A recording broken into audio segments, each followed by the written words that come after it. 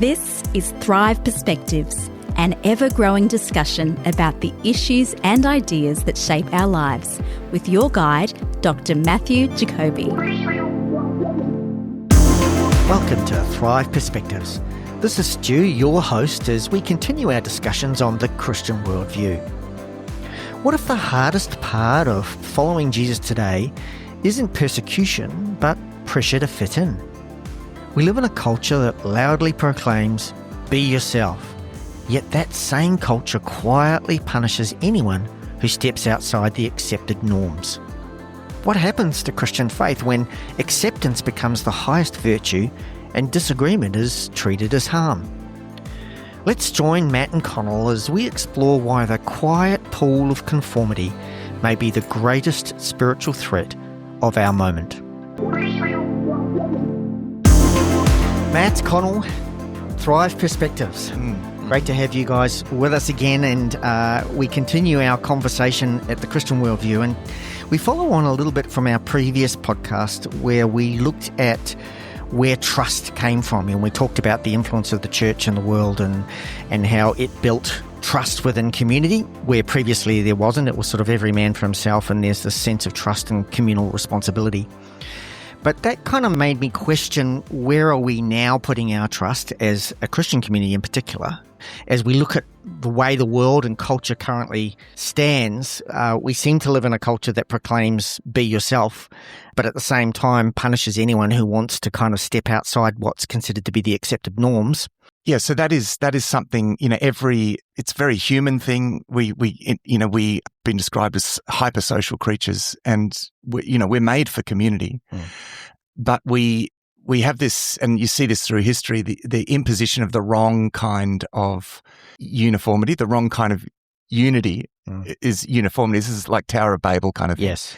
It's let's all get together. And it's getting together in the wrong sort of way. There's a wrong sort of way to get together. And so God, scatters because, the church is meant to be the right kind of getting together, and people gather around a certain set of values. And as you say, Stu, they tend to, in order to keep that uniformity, there's just this natural inclination to punish those who don't subscribe to those values. And, values are based in beliefs, right? So values come from a sense of what is ultimately good. And that's based in a story that we tell about reality. The important difference between the Christian movement and unfortunately, historically, the church hasn't always done this well. Christian values, by their very nature, can't be imposed. They can't be imposed because they flow from a love for God and a love for other people, and you can't impose. If the core is a choice, a choice to love God and to love our neighbor, such a thing can't be imposed. Yeah. And so this is why, as Larry Siedentop says in the book we've quoted from before, Inventing the Individual, he says, secularism, the secular is God, is Christianity's gift to the world. And what he's saying is that every society has tended to impose a set of values in some way, but because Christian values at core are about loving God and responding freely to God. Yeah. This is the idea of the individual, that is the importance of individual choice, because God wants a relationship. He's not just looking for docile compliance, right? And because of that, there has to be a sphere, in order to say yes, truly say yes, there has to be a sphere in which you can say no. Yeah. And that's the secular, that's that secular space. But secular spaces, I guess what I'm saying is, in just human societies, the secular is meant to be that sphere where you can make a decision, in a sense, where you can say no. It's that freedom to say no. Yeah. That freedom of conscience. It's another very important Christian value, is freedom of conscience, but also allowing the fact that God lets people. And in fact, Romans chapter 1 talks about God giving people over. Letting people do the wrong thing. And that's that secular space. But society has a way of closing down that choice space and creating a sort of a kind of totalitarian set of values that everyone has to subscribe by. In a way, I guess, in that secular space, it's about the individual and that individual freedom to be able to to choose what we want to believe and what constitutes truth and so on. But where it breaks down is then we start organising ourselves in a society of all these sort of like little sort of gods within ourselves, of finding the like-minded people that we can then sort of join. Lots of little factions. To validate. Yeah. So we've got this natural inclination within us, I guess, to have ideas or beliefs about certain things or how things should be, and then to gravitate towards other people that which we share that. And then in order to protect that, we develop this kind of mentality of then having to enforce it, or we see enforcing, but sometimes it's just protecting it and then trying to make it your view the prevailing or dominant, trying to dominate other views. It becomes a kind of a self-preservation thing of having to really kind of be quite opposed to other groups. That although I don't think in our culture that's the case. I think our culture is opposed to anyone claiming preeminence in any sense. There's a sort of relativism, sort of tall poppy in our syndrome. It's like, so they don't like someone saying, no, actually this is the truth. That feels a bit sort of totalitarian, but there's a higher level conformity in that. There's a kind of relativism that and I think what we want to point to here is that there's a higher level of a societal value that reigns supreme, which is all about not only tolerance, but almost affirming your right to be happy in any way that you choose. Yeah. It's what the philosopher Charles Taylor refers to it as expressive individualism. So if you want to be whatever you want to be, right, you just go and you be that. And who is anyone to tell you that could possibly not be right? And yet the paradox of that in the West is at the same time, if you don't conform to the cultural norms, then you can't be like that. That's right. To me, the cultural norm is be yourself, but so long as you're the same as the most of the rest of us, essentially. Yeah, which is the sameness there is that pursuit of individual fulfillment. Everyone choosing for themselves. Everyone's on this same sort of pursuit, and to suggest that might be that whole thing might be.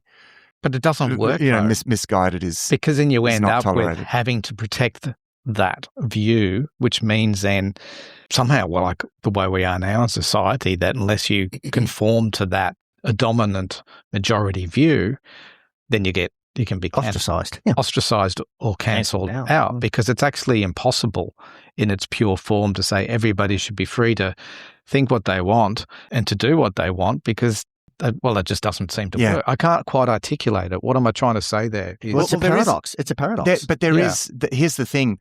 It's like in one sense we're quite we would describe our society as pluralistic. We're in a pluralistic society. I think that's a fair statement, because lots of people have different kinds of beliefs.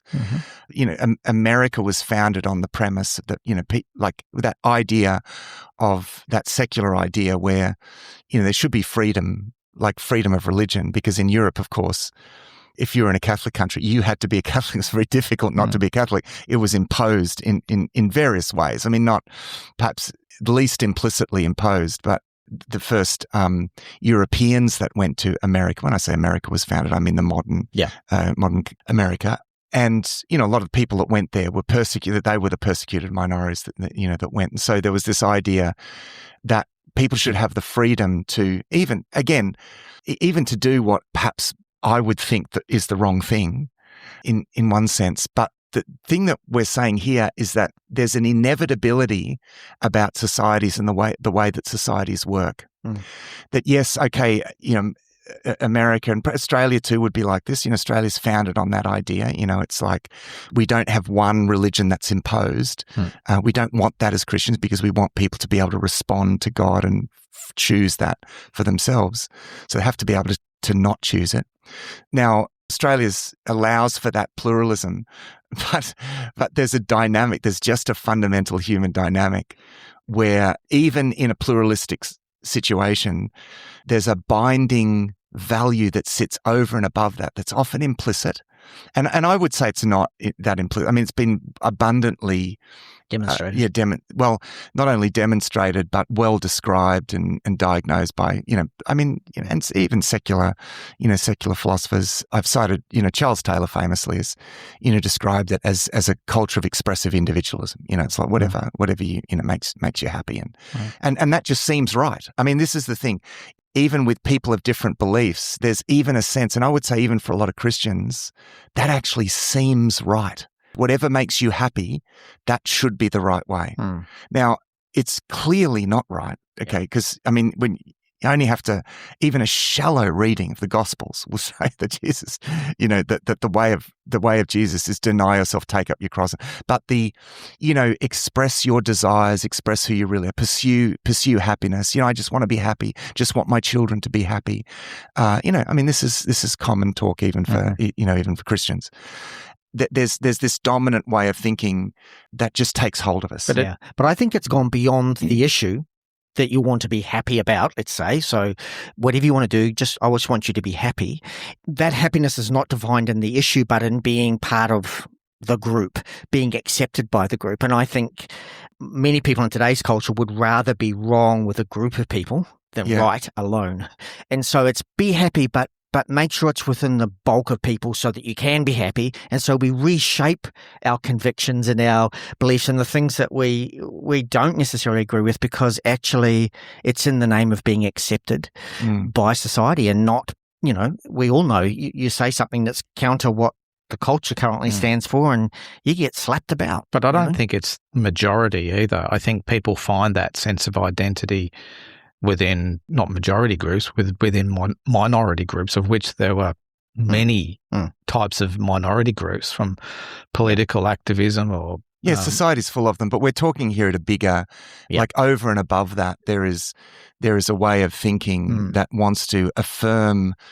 It's a set of values that allows for that in a way, or tries to make sense of what is. It's the classic thing of, we're trying to live comfortably with the way that the world is. Now, of course, from a biblical point of view, we're not meant to be comfortable with the way the world is, right? But if you're committed to being comfortable with the way that the world is, then it's like, whatever makes you happy, that's the main, as long as the main thing. I should say, when I talk about happiness here, I'm talking about a modern conception of sort of kind of hedonistic happiness, because there is a concept of happiness, the ancient Greek idea of eudaimonia, which is the rightly ordered soul, and we would say a soul at peace with God. There is the right kind of happiness, but that, as famously as Viktor Frankl pointed out, happiness is not something that you can pursue. It's a byproduct of living with purpose.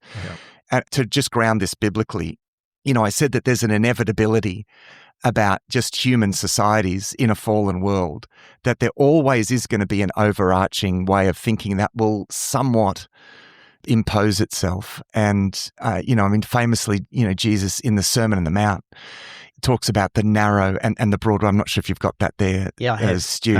So we're talking Matthew chapter 7, verse 13. Enter by the narrow gate, for the gate is wide and the way is easy that leads to destruction, and those who enter by it are many. So the broad way and the narrow way, that concept. Jesus is making a general statement about the way that it's going to be in the world, right?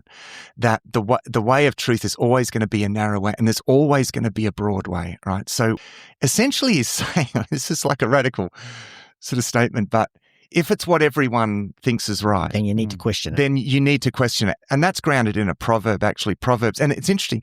This may be actually it's one of very few Proverbs that's actually repeated verbatim, Proverbs 14:12. I don't know if you've got that. Yeah, I have, There is a way that seems right to a man, but its end is the way to death. Yeah, a way that seems right. Because, of course, our nature, our human nature in its fallen form is going to grab onto things that validate the way that we are, okay? I mean, this is, again, this flies in the face of the biblical trajectory that we've become fallen, we've become corrupted. And the Christian life is a journey towards a restoration, towards the ideal of what we should be. None of us have realized that, Okay. We commit ourselves, and this is where it's important that we don't moralize this. Yes. It's not just about moral achievements. It's actually us about moving towards, because we never fully get there in these fallen bodies of ours. It's moving towards that ideal. So, but we do that in understanding that think about the implications of that. I mean, and this flows too out of Jeremiah. In Jeremiah 17, the prophet Jeremiah says, the heart is deceitful above all things and beyond cure, right? So don't follow your heart, right? I mean, and talk about the broad way. I mean, following your heart is the sort of slogan of our, of our culture. And so what is the narrow and the broad way then? Because a lot of people would read that as being, as long as I'm going against the grain, in a sense that's me following the narrow way. Yeah, and which in a funny way can be actually you just you're another expression of the same old, selfish individualism, not individuality. Individuality comes from us being part of something bigger than ourselves. It's individuality is us being part of one body, right? That's the biblical notion of individuality, where our individuality is properly affirmed.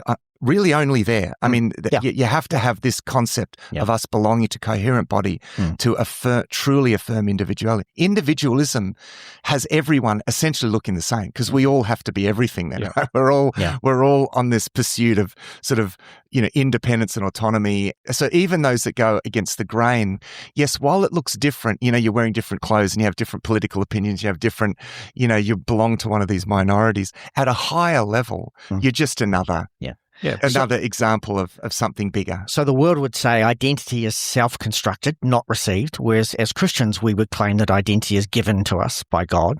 So I think that path of least resistance, I think, is something that would characterize the way that people, I want to be comfortable. I want to pursue what I think makes me happy. But I think even people will give those things up and even face some level of hardship and enter a path that's got more resistance. It almost comes back to those first order desires. First and second order desires. Yeah, so I'll actually give up some things and then take on board some hardship and face more resistance. And then what I get from that is a sense of purpose and belonging in a greater mission. It may well be the wrong mission. Yeah. And that then becomes a path of least resistance in itself, because now I've found purpose and meaning and belonging in a community, and therefore I just become like the echo chamber I just become more and more embedded in that community, absorbing more and more of those ideas, and I become kind of almost like militarized against. And the problem there, again, that belongs under that bigger umbrella of this, expressive individualism. Yeah. And we see a lot of that even in church context, because people, their lives are good, they feel like they're good people, but there's something missing, and so they want to add faith onto their life. I feel like I need to add, what am I missing here? I'm missing a bit of purpose, and so I'm just going to add that on, you know, and so that becomes, that purpose is sort of added onto essentially the bigger trajectory of a life in pursuit of sort of individualized happiness or this expressive individualism. So we could abstract away this idea of the narrow way and the broad way, that it's not even really bounded by an identifiable group as such. The broad way is really those things that are in opposition to what we believe as Christians. So, in the broad way, I get to choose. I'm the God of my own life. I get to choose what I want to do. I can kind of invent my own truth to a certain extent. I'm pleasure-seeking, path of least resistance. I want to pursue happiness, and I have a right to happiness, and no one should interfere with that right to happiness. And so that would define... that describes it well. That defines the broad way. And the narrow way, there's an alternative to that. And I think that's what's encapsulated in the Christian worldview. But I think you can follow the broad way, as you touched on, even within the church community, that you can see faith as just another way to... As an add-on, as an add-on, as a way to pursue God because of what I can get out of it, that God will make me happy or God will make me make all the bad things go away, or God gives me even some sort of sense of meaning and purpose in the idea of it, and even being part of the community. Let me try another angle at this of describing this bigger what we're describing as the broad way, the way that seems right to a man, because those statements are very general. There's always, you get the sense from what Jesus is saying, there's always going to be a broad way. There's always going to be a broad way, and indeed there is, and I mean one and by very definition, the broad way is the culturally acceptable way. That's what makes it broad. Right. Yeah, that's what makes it broad. But doesn't it even extend beyond that? Because it's, to me, the Broadway, that system that I just described there in terms of the Broadway, that's existed all through history. Yeah. It's not completely, it's reinterpreted, it manifests in different forms. Okay, thank you for the segue, because I was going to describe it as using the concept of the spirit of the age. Yeah. Now, that idea of the spirit of the age, I mean, it's a well-known phrase. Actually, comes from the philosopher Hegel in the latter part of the 1700s, and he described human history as a succession of sort of dominant mindsets. Like he saw mind as a collective thing that was evolving. We're not buying into Hegelian philosophy broadly here. But I think there's something about this. There's an element of truth in this, and that in each epoch there is a spirit of the age. Yes. And he said we inevitably participate in that, because human beings are these hypersocial creatures, and we're linked together. And it's very difficult to not think like that. Like you actually have to be very, very deliberate in not being shaped for that. And this is a classic Romans 12:2 things. Romans 12:2, which says, do not be conformed to the patterns of this world. But important, it goes on and it says, but be renewed by be transformed by the renewal of your mind. Of your mind. So the way you think will transform your heart. So the sense there is a pattern of this world that in a natural sense, it shapes your mind. This is why I think, Hegel was right about recognizing that each age has a dominant spirit. Mm-hmm. When I say dominant spirit, he actually thought this was a sort of kind of pantheism, like the mind of God evolving in it, but let's leave that behind. Yes. I think there is that sense that there is a dominant way of thinking that unless we are very, very deliberate, we will automatically think like that, or we could just Christianize that dominant way of thinking, create a Christianized. And I tell you, I see this happening all the time. Yeah. It's basically expressive individualism, but it's Christian expressive individualism. It's alarmingly common. And that's something that you get in these different ages. And this is... Which is, let's just unpack that a little bit, because I just want to be clear what you mean by that. That is, I'll be a Christian in a way that suits me to be a Christian. Well, yes, it's that, but it's more. It's being Christian in a way where there's no friction with my culture. Yeah. There's no. It's in a way. What happens is the culture, the broad way, dictates how you even see the narrow way. It's like, oh yes, you can be your minority as long as you overall agree with that bigger. And yet that doesn't follow the model of Jesus, who always. Following Jesus always requires a countercultural posture. It doesn't mean you have to be anti everything in the culture, but it means you need to understand you have to start with that's right. Countercultural posture. So I mean, Hegel's biggest critic, and you guys know I always like to try and get Kierkegaard in here, where I can.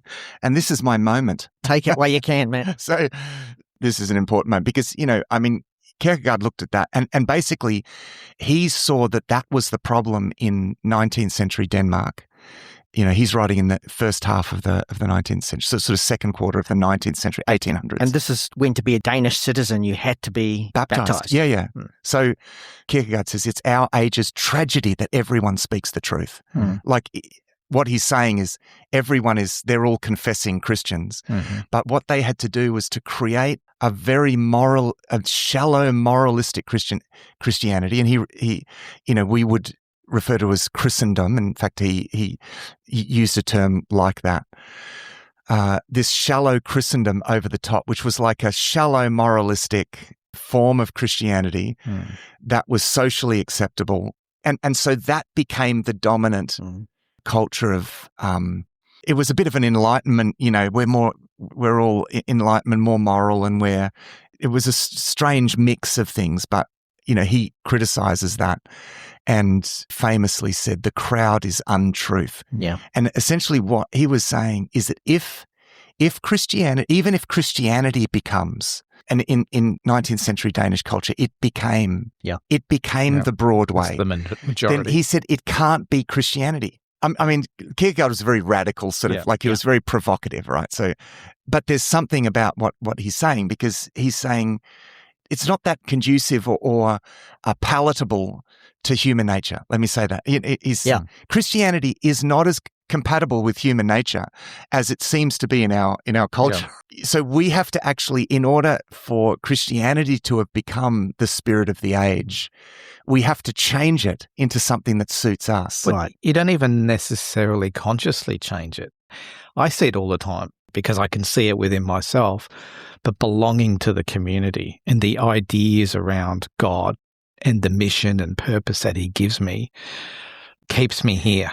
I could actually go through that and feel some sense of religious expression and even closeness to God at some level and never enter into any actual real relationship directly with God. Yeah. Just me and God. Never pray. Because you can just be what's called a cultural Christian, and this term is going around, isn't it? But even be quite strong in my convictions. Yeah, that's right. Yeah. I know Dawkins describes himself as a cultural Christian, right. but he still distances himself very much from actually believing in God. So I think there's cultural Christians who you see the benefits of it in our culture and society without believing in God. But I think you can also see the benefits of believing in God and holding on to those beliefs, because what's the alternative? I may not even like the world system. I may like the church system and the church community. And so I embed myself into it and I hang on to it at all costs. And in that, I feel like I'm part of it and I can exercise my religion, if you like, and beliefs, and I feel that I follow God and so on. But it can almost absolve you in a way from ever having a personal living relationship. So that's Christianity as a sort of a comfort, it makes me feel good. Or even a habit. It gives me a sense of, and this is what Kierkegaard was opposing essentially. Yeah. And he was, and essentially to come back to that idea, his point was Christianity, we just need to recognize it just is not palatable to our fallen human nature. Yeah. Right. So if it becomes the broad way, we will have had to change it, compromise, to make it palatable to the general human nature, because the narrow way is always going to be the narrow way. It's not like this is not just like a persecution complex. It's interesting that throughout the Gospels, Jesus prophesies history very well. I mean, the New Testament really prophesies that. I mean, Jesus says, the yeast is going to spread through the dough, right? So he recognizes Christianity is going to spread through the world. But at the same time, he's also saying you will always be persecuted. If you're going to be a Christian, you are never going to be the cool kids. Yeah. You're always going to be despised because your values are going to be so odious. I'm putting it like that because I think Jesus was that polarized. Yes, totally. I think he was that polarized. And I think we've created a 21st century cultural Jesus that says, he just loves everyone and he just wants everyone to be happy. Yeah. And if that's what you want to do, he'll bless you and help you do that because he just accepts everyone the way that they are and lets them do whatever they want. Because we feel pressure within ourselves to make it palatable. We don't want to go up against the broad view. So we must be able to take a version of that. And in some ways you can read that. People look upon the character of Jesus. They think Jesus is, depending on what lens you want to look. No, I don't think you can. I think you have to not read the Gospels to get that Jesus. I know. Because I see a Jesus that put more people off, all of the crowds that follow him, right? I mean, they're all put off in the end. I mean, John is very explicit about all of these people leaving him and because he's so polarized. And I mean, the people like the rich young ruler that, that come to Jesus. And I mean, we are a culture of rich young rulers. Luke, I'm talking about, is it Luke 18 or 19, where he's a man, he's well-resourced, he's basically happy with his life, he's saying, I'm basically a good person, but I'm missing something. I'll come to Jesus. Jesus can give me that thing that's missing in my life. This is our culture. And we've created a Jesus that says, oh, yes. Yeah, that's fine. It's more important. No, but actually the Jesus of the Gospels says, more or less, this is the reply that he gives. In Luke's Gospel, Luke has Jesus saying, unless a person give up everything that he has, he cannot be my disciple. And that's, he essentially says that to the rich young man. And so we've created this palatable Jesus that is like the parent that just says, oh, but I just want my kids to be happy. I've said before in previous episodes, like, really? Like that's, no. Let's not condemn our kids to fruitlessness and purposelessness and to, to living like they're in the brave new world, Huxley's brave new world, made docile by an endless pursuit of pleasure, no leisure from pleasure. I'm talking about Aldous Huxley's Brave New World here, which we've talked about in a previous episode. This is our culture. I think we can easily create a Jesus in that culture. Churches, I think they're potentially whole churches that are putting forward, that Jesus, and it's the Jesus of the Broadway. And this is why I wanted to. And I think just that's remind us of this theme. We love the church, and no church is perfect. That's right. Just say that, and I think it's important to recognize that even if we think we are independent thinkers, we really are. We are shaped by people around us, and which is why discipleship is such an important thing, not just turning up and being in the room and, as you say, being part of an experience on Sunday and then carrying on with the rest of your life till next week, but actually engaging and growing in your faith and in discipleship to find the narrow way, because that pull is invisible. We very easily find ourselves entangled. I do. I find myself constantly having to challenge myself to the point where, as you said before about the narrow and the broad way, if I think, oh, that sounds like a great idea, I go, whoa, okay, hang on a minute. Let's challenge why I think that's a good idea. Do you think this, it's like, oh, I don't do that, but I think we all do it. Yeah, we do. To me, Absolutely, that's the path to salvation, is gradually recognizing. So let me maybe this helps. Yesterday, I was in prayer and I prayed to God. I said, just tell me something today. Tell me one thing every day, something that I'm not hearing, I'm not listening or whatever. Let me, good prayer. Tell me. And you know what? It just dropped into my head was, I am your God.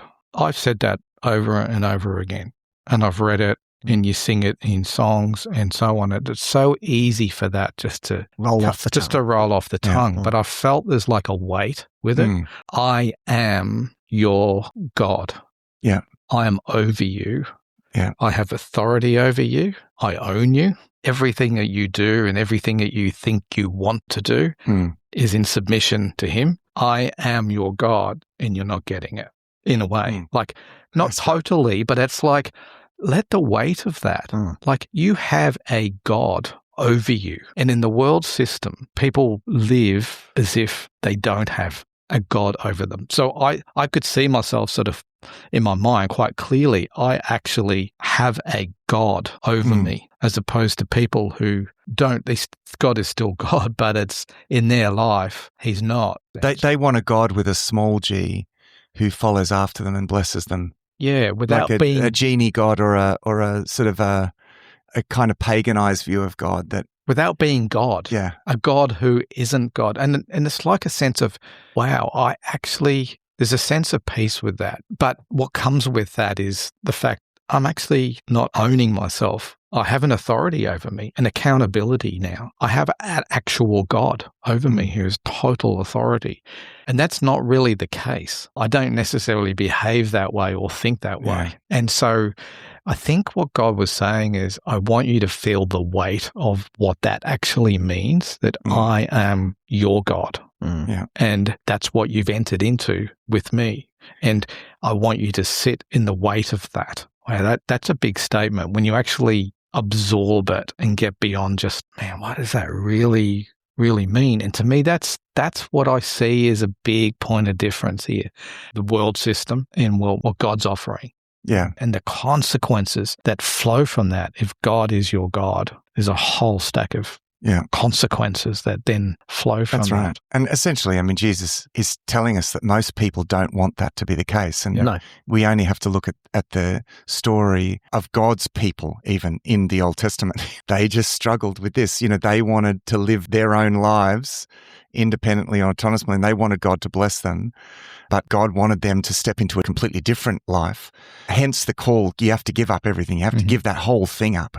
And it's about living a fundamentally different kind of life. And even though it's a life that's ultimately the joy of fruitfulness and so forth, yet Jesus is very clear, most people won't choose that. Yes. Yeah.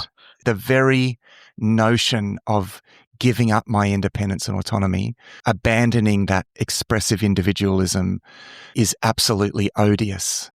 I think for me, because this has been over the last year, probably a very personal realization of mine too, feeling way too complicit in the sort of Australian dream. And I've talked about it before, and I just found some stuff in myself that was just way too complicit, And I think I've discovered how reticent, certainly I was, to make that sacrifice.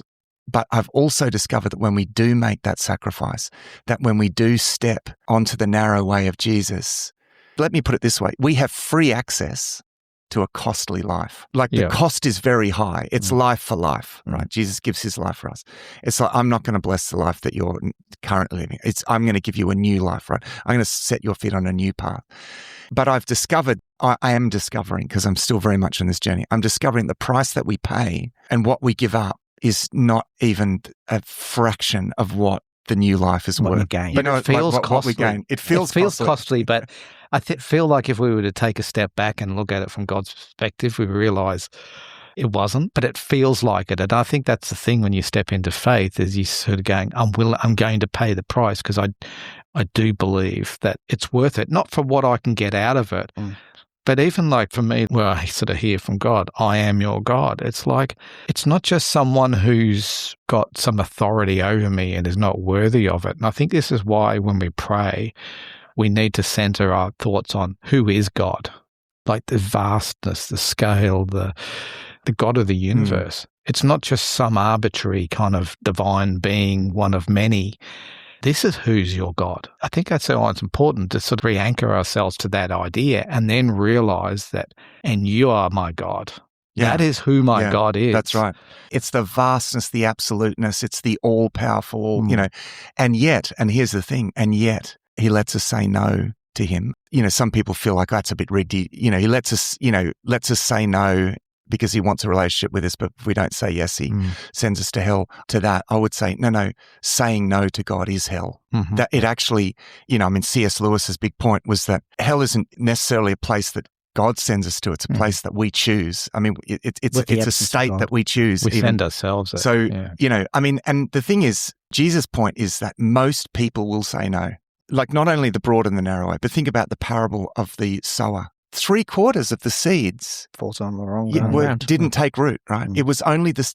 He's talking about his ministry, and he's saying, I know there's lots of crowds, and it's particularly at this point in the Gospel of Matthew where he's going to start to get a bit more hardline, right? Yep. He's done his miracles, and there's been lots of good stuff, but now he's going to polarize it more, and it's that point that the parable of the sower comes, and he points out that really it's the 1/4. And I'm not saying this is a metric, but to say that 3/4 of the seed that he's putting out there, and this is Jesus talking about his preaching, right? Think about that. Mm-hmm.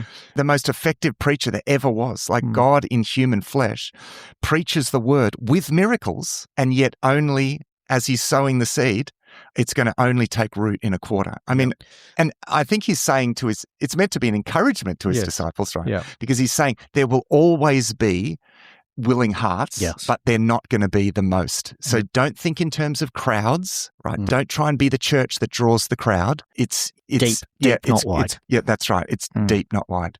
Yeah. Can I just come back to a couple of things? Connell, you talked about the cost, and I think we, in Western culture anyway, we place value based on what something costs us. And I guess the question I'm constantly asking myself, what's it costing me to follow Jesus? Yeah. And if it's not costing me much, then I got to go, well, am I really following Jesus? I think that's the first thing. Just to ground this a little bit in some practical stuff now. So the social norms today seem to be that acceptance is the highest virtue. Disagreement is equated with intolerance. Moral convictions are seen as personal preferences unless they align with the cultural majority. So the tension for us as Christians then is that we feel the pressure to privatize our faith, because I don't want to offend anybody. I don't want to talk to someone and offend them. We then look to dilute our convictions. We it seems like everyone else is thinking that's okay, and maybe I should. We avoid offense at all costs. Now we don't want to be offensive, but we don't want to also not speak the truth. Yeah. We don't want to be baiting and switching people in a sense. And we tend to adopt cultural values uncritically without really thinking about what that speaks to in the terms of the life of our faith. So how do we address that? And I think, discipleship's a big part of that, and being part of community. I know you're saying, Connell, that many people can be part of a church community or Christian community, and it's a bit shallow, and that's where I think there's the personal responsibility and accountability to go deep, and there's an accountability and responsibility on the disciplers, the leaders, to be challenging people to step up in their faith. But it's a rough edge. There's a really hard edge, I think, between the narrow way and the broad way. And I think in some ways, when we talk about paying the cost, it's not really a cost, which we just said before. The fact that it feels like a cost is because that's actually where we're rubbing up against the broad way, that it feels costly because it's jarring to us. Sometimes I think the fact that it feels like a cost, it always will feel costly because I'm always going to be pulled back into the broad, I'm always going to be dealing with that. It's always going to have influence over me. And so therefore I've got to push back against it. And it's going to feel It always felt costly when, totally. When the Israelites were called to give up their idols. Yeah. I mean, imagine that. Like what you just said about God, like you're having to give up some 6 foot tall piece of wood or whatever. I mean, okay, great carving. But really, compared to the all-powerful God, I'm going to hold on to that? Yeah. It's madness. Let's maybe apply this, because I think the question that you and the situation that you outlined there, Stu, particularly about how we respond, that tendency initially, some people can just privatize. Withdraw. Yeah, I'll just withdraw. Now, what tends to happen then is that we withdraw into angry little enclaves. It's like, so I'll still believe what I believe, but I'll withdraw, and I just become the angry person, angry at the world. And unfortunately, all too common amongst Christians, that just angry at the world kind of response. And almost opposed to everything just because they're opposed to everything. And I mean, because some people might say, but isn't that a righteous anger? I mean, you've got to be careful. Don't give yourself too much credit, for goodness sake. Yeah. No, it's an anger born of frustration normally.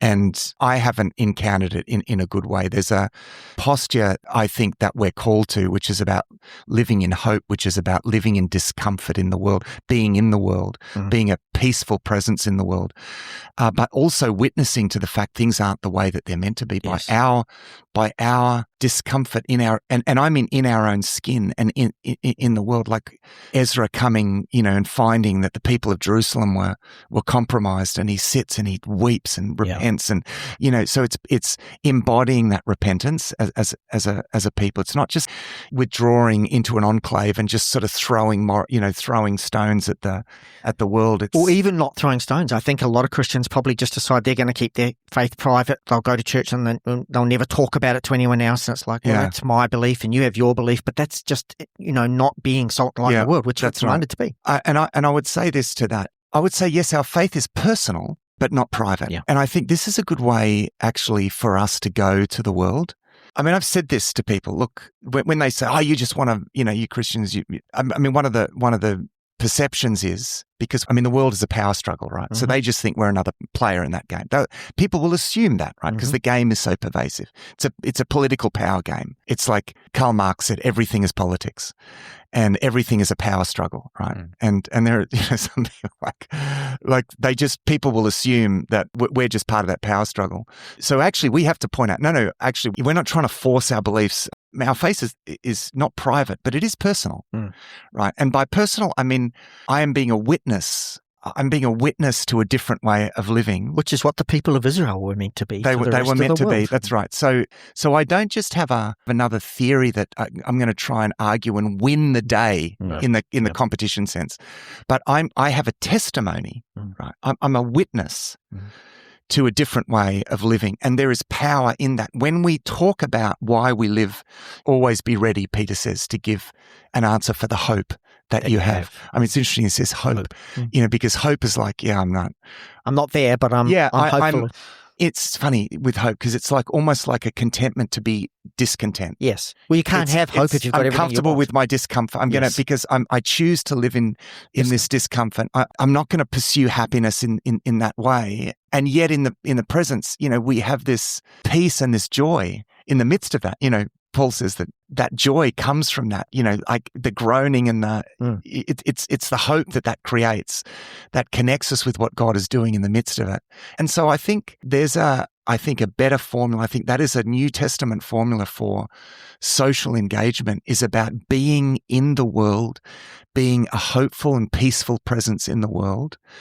Loving people, which means not just saying, I just want you to be able to do whatever makes you happy, which is, but loving people, which means I'm going to honor you as sacred. Now, if someone is sacred, then there are implications with that, right?